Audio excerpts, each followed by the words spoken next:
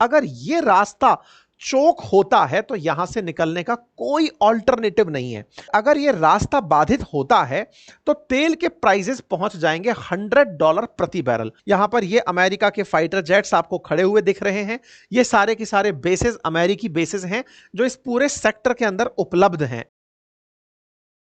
साथियों, ये एक मैप है जिसे आप देखें तो समझ पाएंगे कि ये जो फारस की खाड़ी आपको दिख रही है, इस फारस की खाड़ी के किनारे पर ये जो गेट बना हुआ है जिससे अरब सागर में एंट्री होती है, इसे स्ट्रेट ऑफ हॉर्मुज कहते हैं।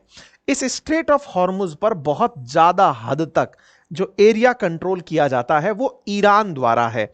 ऐसे में क्या हो अगर जिसको सीख दे चुका था ये यमन, उसने बाबे मंडल को परेशान किया था, यहां तो ये खुद निशाने पर है, अगर ये यहां पर रोक दे तो इसका असर क्या होगा।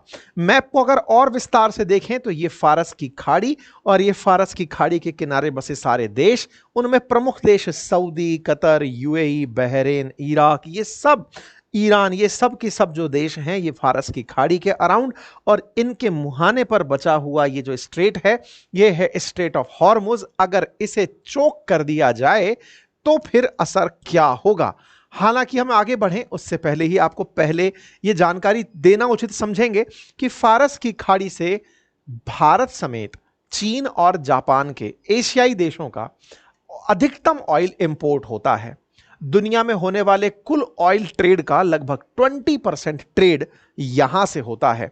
भारत के ऑयल ट्रेड का मेजर हिस्सा इस पर्शियन गल्फ से होकर आता है। ऐसे में दुनिया के ऑयल की लाइफलाइन कही जाती है ये स्ट्रेट ऑफ हॉर्मुज। अगर कुछ भी दिक्कत यहां खड़ी होती है तो 20% रास्ता बंद होने, 20% जो ऑयल सप्लाई है वो बाधित होगी, और उसके बाधित होते ही डिमांड और सप्लाई गड़बड़ा जाएगी। डिमांड इंक्रीज होगी, सप्लाई घटेगी, प्राइसेस बढ़ जाएंगे। आज के सेशन में बताएंगे कि ये प्राइसेस कहां तक जा सकते हैं। बड़ा ही इंटरेस्टिंग होने जा रहा है आज का सेशन। साथियों, एशिया में और विशेष रूप से इंडियन ओशियन के साथ कनेक्टेड दो महत्वपूर्ण स्ट्रेट्स हैं। उन स्ट्रेट्स में से एक का नाम स्ट्रेट ऑफ हॉर्मुज है और एक का नाम मलक्का स्ट्रेट है। स्ट्रेट ऑफ हॉर्मुज तेल के लिए महत्वपूर्ण है और स्ट्रेट ऑफ मलक्का तेल के साथ साथ गुड्स के लिए, सामान के लिए भी महत्वपूर्ण है। ऐसे में स्ट्रेट ऑफ मलक्का से लगभग 23% दुनिया का ट्रेड प्रभावित होता है और यहां से 20% ऑयल का ट्रेड प्रभावित होता है। बाबे मंडल यहां पर इंडियन ओशन के साथ जुड़ा तीसरा महत्वपूर्ण स्ट्रेट है। चर्चा में आज स्ट्रेट ऑफ हॉर्मुज ही है। स्ट्रेट ऑफ हॉर्मुज पर चर्चा करने से पहले फिर एक बार समझ लें कि यहां से कनेक्टेड कंट्रीज में एक तरफ, मतलब अगर इस स्ट्रेट ऑफ हॉर्मुज से प्रभावित होने वाले देशों में बात की जाए तो पहले गेट पर बैठे कौन से देश हैं उन्हें जान लिया जाए। उत्तर की तरफ ईरान है, दक्षिण की तरफ ये जो छोटू सा हिस्सा आपको दिख रहा है, इत्तू सा हिस्सा, ये ओमान का हिस्सा है। ओमान फिर नीचे की तरफ भी अपना मैप कंटिन्यू कर रहा है, लेकिन उस ओमान के जस्ट नीचे ये वाला जो एरिया है ये पूरा की पूरा यूएई का है। आसान भाषा में कहूं तो पर्शियन गल्फ को सीधा गल्फ ऑफ ओमान से यूएई के द्वारा बाई लैंड भी कनेक्ट किया जा सकता है, यानी कि पाइपलाइन से कनेक्ट किया जा सकता है अगर कभी ऐसी स्थिति बनती है कि यह वाला मार्ग बाधित हो जाए। एनीवे, क्यों ऐसी स्थिति आ सकती है? क्योंकि यूएई हो, कतर हो, बहरेन हो, कुवैत हो, इराक हो, सऊदी हो, इन सब का प्रोडक्शन ऑयल और गैस का इसी रूट के माध्यम से होकर के वाया अरेबियन सी या इंडियन ओशन वर्ल्ड में ट्रेवल करता है। ये जो ओमान वाला हिस्सा यहां पर टिप पर बैठा है, उससे भी ऊपर जो ईरान का हिस्सा है, ईरान यहां पर लगभग 7 आइलैंड रखता है। इस रास्ते में इसके पास इतनी जबरदस्त स्ट्रेटेजिक लोकेशंस हैं कि उन आइलैंड से इस रास्ते से गुजरने वाले जहाजों पर इसका पूर्ण नियंत्रण स्थापित होता है। ऐसे में अगर यहां पर चोक पॉइंट बनाकर बैठता है तो बड़ा इंटरेस्टिंग होगा। बाय द वे, मैं पहले ही बता दूं कि यह जगह 33 किलोमीटर के आसपास, 33 किलोमीटर के आसपास चौड़ी है। ऐसे में इस जगह पर नियंत्रण रखना बड़ा मुश्किल टास्क नहीं है। साथियों, यहां पर डेली ईरान मिलिट्री करके एक ट्विटर हैंडल है। हालांकि यह अपने आप को दिखाता न्यूज चैनल की तरह है, लेकिन ट्विटर इसे कमेंट्री चैनल मानता है। इसने कुछ दिन पहले एक ट्वीट डाला था और कहा था कि यहां पर इस ईरान के अंदर पार्लियामेंट्री नेशनल सिक्योरिटी कमीशन के एक मेंबर ने स्ट्रेट ऑफ हॉर्मुज को बंद करने की चर्चा रखी थी। स्ट्रेट ऑफ हॉर्मुज को बंद करने की जब चर्चा रखी, तत्काल प्रभाव से यह सूचना जन जन तक पहुंच गई। पहुंचने के साथ साथ चिंता यह सताने लगी कि कहीं ईरान इसे बंद करके अपने साथ में इराक, कुवैत, सऊदी अरब, बहरीन, कतर, यूएई इनको अपनी दुश्मनी में तो खड़ा नहीं कर लेगा। लेकिन दुश्मनी की जहां तक बात हो तो ईरान इनके साथ में यह भी मैसेज दे सकता है कि हमें सबको सॉलिडरिटी के साथ रहना है। रास्ता अगर हम लोगों ने बंद कर दिया तो ही अमेरिका हमारे सामने झुकेगा, अदरवाइज नहीं। हालांकि इस रास्ते से अमेरिका का ट्रेड प्रभावित नहीं होता है, लेकिन फिर भी अमेरिका दुनिया में प्राइस को कंट्रोल करने के लिए स्ट्रेट ऑफ हॉर्मुज से तेल के व्यापार को निर्बाध रूप से चलाई रखने के लिए अपनी सेना को खड़ा रखता है। क्योंकि अमेरिका ने इन देशों को समझा रखा है, इराक, कुवैत, सऊदी जैसे देशों को यह समझा रखा है कि आप लोगों का तेल बिकेगा तो आपकी इकोनॉमी चलेगी, और आपके तेल को बिकने में अगर कोई बाधा खड़ी कर सकता है तो वो ईरान है। ऐसे में ईरान को अगर हम रोकने दें स्ट्रेट ऑफ हॉर्मुज को, तो आप सबकी इकोनॉमी कोलैप्स कर जाएगी। इसलिए मेरी जिम्मेदारी बनती है कि मैं आप लोगों के व्यापार की सुरक्षा करूं। यही कहते हुए अमेरिका ने इन सभी देशों में लगभग अपने द्वारा बेसेस बनाए हुए हैं, या तो एयर बेस है, या नेवल बेस है, या आर्मी है, वो इन कहीं ना कहीं पॉइंट्स पर उपलब्ध रहती है। खैर, इसके बावजूद भी ऐसा होने के चांस क्यों हैं? इसके पीछे का रीजन है इस स्ट्रेट के अंदर बने हुए 8 बड़े आइलैंड। उन 8 बड़े आइलैंड में से 7 बड़े आइलैंड ईरान के पास हैं। एक बार के लिए आप इस मैप को देखें, यहां से ये सीरी नाम से आपको एक छोटा सा आइलैंड दिख रहा होगा। ये तमाम यहां पर लगे हुए जो छोटे छोटे आइलैंड्स हैं, ये सारे ईरान के आइलैंड हैं। और सीरी तो बिल्कुल मध्य में स्थित सऊदी इसका ईरान का आइलैंड है, जो बिल्कुल मध्य में स्ट्रेट ऑफ हॉर्मुज के स्थित है। 7 बड़े आइलैंड पर ईरान का कंट्रोल होना ही इस जगह को बहुत ज्यादा वनरेबल बना देता है कि ईरान यहां पर यदि डायरेक्ट इंटरफेरेंस ना भी क्रिएट करे तो इनडायरेक्ट यहां पर बाधा खड़ी कर सकता है।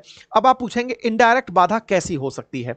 देखिए, इस रास्ते से निकलते समय मैसेजेस कम्युनिकेट करने के लिए जीपीएस का बहुत बड़ा कंट्रीब्यूशन होता है। लोकेशन जहाजों को दूर दूर तक केवल पानी दिखता है। अगर ये 33 किलोमीटर चौड़ी स्ट्रेट है तो ऐसा नहीं है कि 33 किलोमीटर दूर पर स्थित आपको तट दिख जाएगा। जहाज जो बीच में है उसे केवल और केवल पानी ही पानी दिखाई देगा। ऐसे में इस स्ट्रेट से घूमकर वापस पर्शियन गल्फ की तरफ आना हो या फिर गल्फ ऑफ ओमान की तरफ आना हो, दोनों ही स्थिति में जहाजों को दिशा लेनी पड़ती है। और चूंकि ये तेल के जहाज और गैस के कंटेनर्स होते हैं, ऐसे में इनकी जहाज की दिशा अगर पलट जाए तो भीषण हादसे हो सकते हैं। इसीलिए यहां पर नेविगेशन का बहुत महत्व होता है। आपको याद होगा, इंडिया ने भी अपना सैटेलाइट सिस्टम IRNSS, जिसे नाविक के नाम से पेश किया था, वो भी अपने नाविकों के लिए ही था, ताकि उन्हें दिशा भटकनी ना हो या फिर वो दिशा ना भटके। ऐसे में यहां से हो रहे रास्ते के लिए, ट्रेड के लिए नाविकों के पास सिग्नल का होना बहुत जरूरी होता है। कई बार इन सिग्नल्स को जैम किया जा सकता है। अभी ताजा अपडेट्स में है कि ईरान इन जहाजों के रास्तों में लगे सिग्नल्स को जैम कर रहा है। अब मैं आपको एक बार जहाजों का यहां से जो दौर है वो दिखाता हूं। ये दुनिया भर के जहाज हैं जो हमने आपके सामने वेसल फाइंडर नाम की वेबसाइट से लिए हैं। इस वेबसाइट पर तमाम कार्गो, टैंकर, पैसेंजर, फिशिंग, तमाम प्रकार के जो भी जहाज हैं उनको कुछ इस प्रकार से रिप्रेजेंट किया गया है। इनमें से अगर मिलिट्री जहाज भी है तो उसे रेड मार्क से प्रेजेंट किया गया है। आपके सामने ये तमाम दृश्य दिखाते हैं कि किस तरह से दुनिया भर में जहाज ट्रेड में चल रहे हैं। ये मेडिटेरेनियन सी रहा, ये रेड सी रहा, यहां से बाबे मंडल के बाद निकल करके gulf of Oman, gulf of Oman के बाद में ये आ गया आपका स्ट्रेट ऑफ हॉर्मुज, और ये आ गया पर्शियन गल्फ। यहां पर जैसे ये रेड करके जो खड़ा हुआ है, रेड को अगर हम हाईलाइट करते हैं तो वो फिर ईरान का निकला हुआ एक जहाज दिखाई देता है।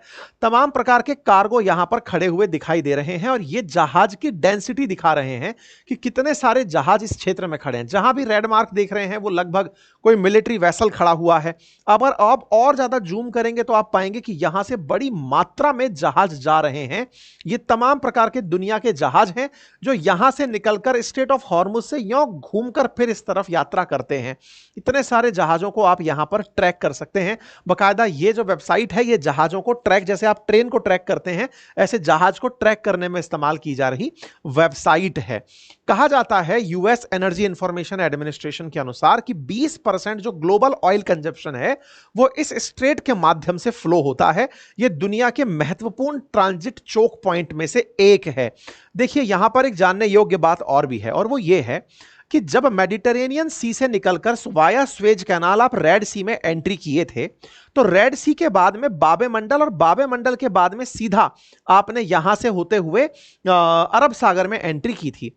जब हूतियों ने इस वाले पॉइंट पर बाबे मंडल को निशाना बनाना शुरू किया था तो हमारे पास एक ऑल्टरनेटिव था। ऑल्टरनेटिव क्या था कि हम मेडिटेरेनियन सी का जो माल है वो यूं घुमाकर स्ट्रेट ऑफ जिब्राल्टर से होते हुए इस अटलांटिक ओशन के थ्रू निकल करके नीचे down the line Africa cross करके केप ऑफ गुड होप से होकर सीधे इंडियन ओशन में वाया मतलब टुवर्ड्स इंडिया या फिर स्टेट ऑफ मलक्का तक ले जा सकते थे। मतलब जब बाबे मंडल प्रभावित हुई थी तब हमारे पास ऑप्शन था कि हम दूसरा रूट लेकर आ सकते थे, लेकिन अगर स्ट्रेट ऑफ हॉर्मुज प्रभावित होती है, यानी कि ये वाला जो पर्शियन गल्फ है इसका जो रास्ता स्ट्रेट ऑफ हॉर्मुज से होकर के इंडियन ओशन में आ रहा है, अगर ये रास्ता चोक होता है तो यहां से निकलने का कोई ऑल्टरनेटिव नहीं है। मतलब तेल के लिए तो फिर भी चलो यूएई के अंदर से टैंकर दाएं बाएं ट्रेन चला के ले आओ, लेकिन इसके अलावा कोई पाइपलाइंस ऐसी नहीं है जो दुनिया भर में तेल और गैस पहुंचा सकें। ऐसा अभी तक उपलब्ध संसाधन जानकारी नहीं है। इसलिए इस जगह से चिंताएं बहुत बढ़ रही हैं, और चिंताओं में ना केवल हमारी चिंता बल्कि चाइना की चिंता, जापान की चिंता, क्योंकि हमारा तेल यहीं से होकर आता है। अगर आप ऊपर से इसको देखें, जैसे कभी हम दुबई की यात्रा पर जब जा रहे होते हैं तो समुद्र में चलते हुए जो जहाज हैं वो बिल्कुल जैसे मछलियां तैर रही हो ऐसे ऊपर से दिखाई देते हैं। शायद आप लोग भी इस दृश्य से रिजेंबलेंस को पकड़ पा रहे हो कि जहाज की डेंसिटी यहां पर कितनी ज्यादा दिखाई देती है। कहने के लिए तो इतना ही है कि यहां से भारत, चाइना और जापान का 70% ऑयल आता है, लेकिन वो भी पूरी दुनिया के 20 से 30% ट्रेड के बराबर है। 3000 शिप नेचुरल गैस के यहां से गुजरते हैं। अगर ऐसे में इस रास्ते को बाधित कर दिया जाए तो निश्चित ही ऑयल प्राइसेस इंक्रीज हो जाएंगे, ऐसे कयास लगाए जा रहे हैं। ऑयल प्राइसेस भी और गैस प्राइसेस भी बढ़ करके ज्यादा हो जाएंगे, यह जानकारी निकलकर यहां पर आती है। अब बड़ा सवाल यह बनता है कि भारत के लिए यह कितना इंपॉर्टेंट है, और भारत जो 84% तेल यहां से मंगाता है, ऐसे में भारत के तमाम जितने भी देश यहां से सामान मंगा रहे हैं, जो मिलियन बैरल पर डे के आसपास इंपोर्ट कर रहे हैं, उनका प्राइस कितना बढ़ सकता है। तो एक वेबसाइट के अकॉर्डिंग, एक गोल्डमैन सैक्स नाम की जो कंपनी है उसके अकॉर्डिंग, अगर यह रास्ता पूरी तरह बाधित होता है तो आज जो तेल का भाव चल रहा है वो है $69.15 प्रति बैरल। बोले अगर यह रास्ता बाधित होता है तो तेल के प्राइसेस पहुंच जाएंगे $100 प्रति बैरल, और यह बहुत बड़ी चिंता की बात है। मतलब आप इसको ऐसे समझने का प्रयास करिए कि दो देश का संघर्ष हुआ। यह बात इस तरह से और भी रिलेट की जा सकती है कि जब इराक ईरान के बीच में गल्फ वॉर हुआ था, उस समय भारत को तेल का बड़ा संकट खड़ा हो गया था। मतलब भारत की मंदी का एक बड़ा कारण इराक ईरान वॉर भी था।